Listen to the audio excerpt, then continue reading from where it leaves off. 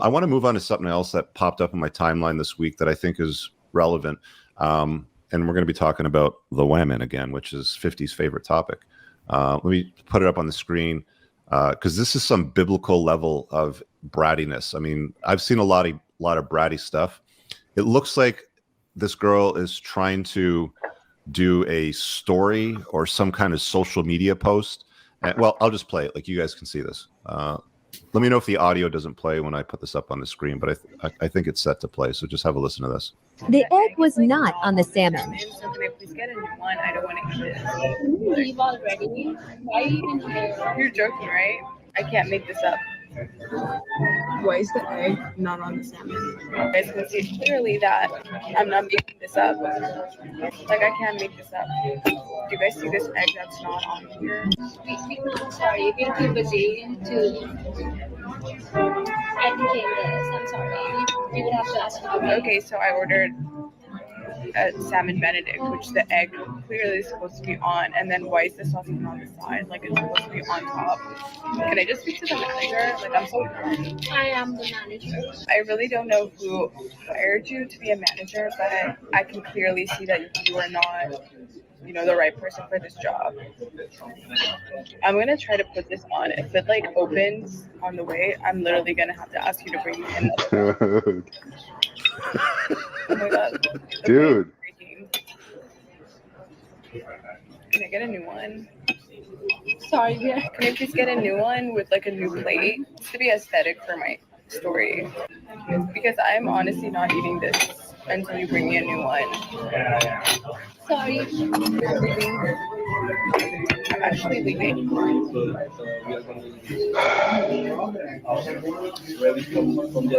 I'm so sorry. I'll just leave. You can just serve this to the next person because I didn't eat it yet. But I really appreciate it. So if you guys didn't catch that, that's a vocal tonation called vocal fry. Have you guys heard about vocal fry? Just about up speak. Is it up talking?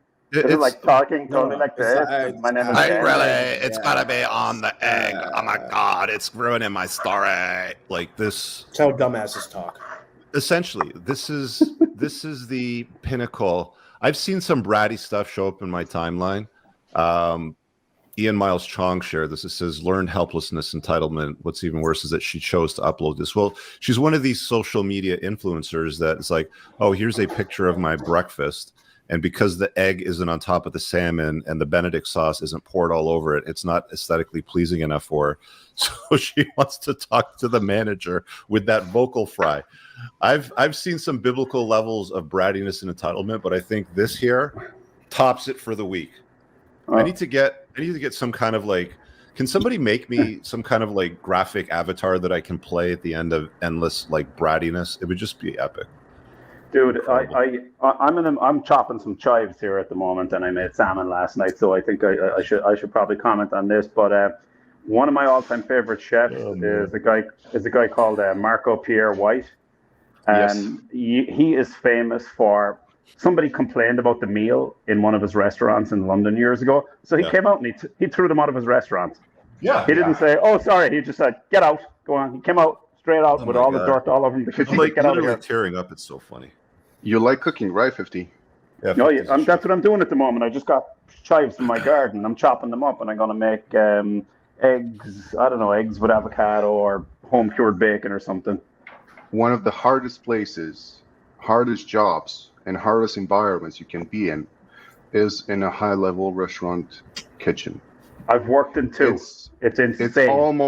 It's almost as bad as in a calling center, or a trading floor. It gets to the level of Wolf of Wall Street.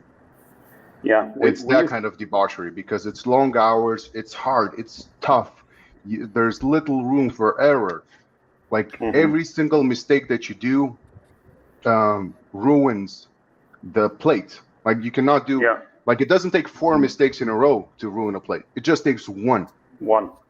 Yeah, and it's I mean, I got trained by a guy up in Massachusetts, and you know, he the restaurant was quiet one night. He told me how to cook chicken, and that's, you know, it's always my gauge on a restaurant is how moist their chicken breast is. And he showed me how to cook it properly. And you know, he was weighing tables one night, and he came back in twice, and he said, "Compliments to the chef on the chicken. Looks like I taught you something." But it's an insanely intense environment, and when like that person has no idea what's going on in the back end of that kitchen with dishwashing, supplies, everything. It's mayhem back there trying to bring that to fruition. And you know, people have said to me in the past, "Oh, why don't you start a restaurant?" I said, "No, it's one of the hardest things. One of the hardest things to do." And I spoke to restaurant owners; they don't have any days off. They don't have a day off, and the margins are almost always terrible. Yeah, that's not necessarily true. Well, okay, for 90% of them it is. They're razor thin for the margins. Well, unless it's steaks. You can go to 30% EBITDA, which is basically, that translates into some other term in English finance, like the disposable cash flow at the end of the year, right? And that's not great. Even 30% margins are not good. That's not great for a business. If you're doing $5 million in turnover, for restaurants, the 30% margin is pretty good. I mean, that's godlike. They're not elf businesses. They're not easy, lucrative, or fun. And they're a lot of work. One more thing that I'd like to add is that you have the heat from the entire store, from the entire shop, from everybody depending on you. Because if your food is not good enough, nobody gets a tip. Yeah. You know what's good about this though is there's a trend pushing back on these bratty, you know, girls. Like you see it a lot in the workout space. There's this guy Joey Swole. He does this on social media a lot, where he'll take these clips from women where they're complaining about somebody walking in front of their camera while they're doing the set, or somebody like off in the distance that might look at them for like a fleeting glance or offer to help them put the plates away. And then they make up some big deal about how this guy's a creep or whatever, or why isn't he here, or why is he walking in front of my camera?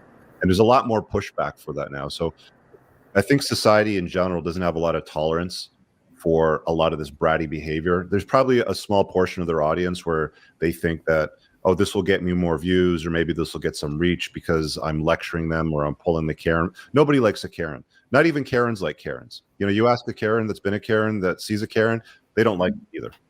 Well, I think one thing that hasn't been mentioned too is that there was a little bit of like, who the fuck is this bitch from the waitress, right? You know, and she just wasn't having it though, right? You know, and she's like, get the manager. She's like, I am the manager. She wasn't, but I mean, she's just like, no, I'm not going to put up with your shit though. Fucking like, there's that saying, the customer is always right. She's like, no, I'm not putting up with your shit. The fuck out though, right? If you want to leave, get the fuck out then, right? Well, when you think about the type of attention that these women averagely get, it's all about hard eyes, it's all about emojis, it's all about you're so amazing, it's all about how you're so attractive and I love your stuff. So anything that is, it doesn't even have to be to the contrary. Anything that is just not aligned with that worshiping and kissing of their feet, they perceive as a slight. Walking in front of a camera, it's not like the guy kicked it over. There are very few people that record their stuff at the gym. Most people don't do it at my gym. You know, I went to a gym in New York where people only did it because they were power lifters and they needed to look at their forms to make sure they were hitting depth so they could compete. Right. But there are very few people at my gym that it's busy all the time. Parking lot's always full that really record themselves. So it's a very small modicum of people that are actually doing this. So to think that most people are constantly looking out for your tripod to make sure they don't walk in front of it, it's just asinine. Did you guys see that comment that Dan Bilzerian put out earlier this week? Here, I'll put it up on the screen real quick. And for those of you that are listening instead of watching, offering $5,000 for the best video of someone soccer punting an idiot influencer's tripod camera while they're using it to film in the gym. This is what the internet was made for. This is brilliant. More of that. We should crowdfund that. You don't even. I'll pay for it. I really hope you guys enjoyed that clip. If you want to watch the full-length podcast, you can find that over here, that clip's from. If you're newer to the channel, make sure you hit subscribe over here. And pin down below in the top comment, you'll find a bunch of useful links to my website, my supplement line, books, and a bunch of other stuff. Have an amazing day. Peace out.